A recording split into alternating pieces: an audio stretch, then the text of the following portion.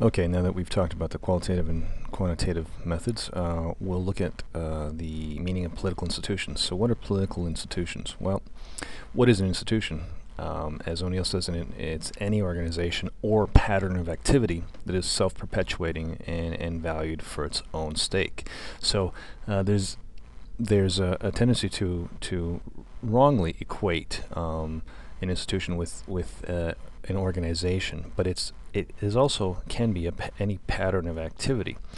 Um, so, for instance, institutions they embody norms and values that are considered central to people's lives. So they're not easily changed or dislodged. They're enduring.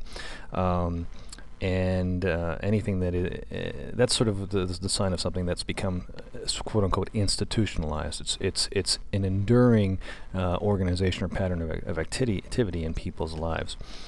And institutions are important because they set the stage for political behavior by influencing how politics is conducted. Here's an example. For instance, a well-known media pundit and journalist George Will was on one of the Sunday talk shows, I think, a few days back.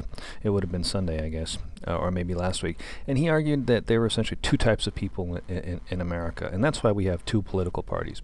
We have the Republicans and we have the Democrats. Well, anyone who knows anything about political behavior would quickly realize that George Will is wrong here, devastatingly wrong. The fact that we have generally two political parties doesn't mean that there are two types of Americans. What it means essentially is that the political institution that we use to translate attitudes and beliefs about politics into votes and into seats in a legislature, the so-called political electoral system, is of a particular type in America, which makes it logical for people for there to be two major parties. We'll talk a lot more about this later on, and we'll compare political party systems across the world.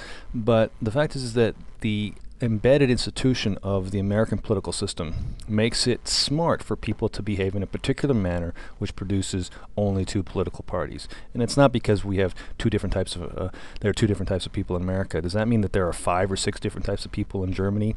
And in 1989 were there 30 different types of people in Poland, whereas now there are only 6 or 7? Does that mean that that these 25 or 26 other types of people in Poland have now become one of these 6 or 7 main types of people in Poland? No, it's ridiculous. It's because there was a change in the electoral system, which is a particular type of institution.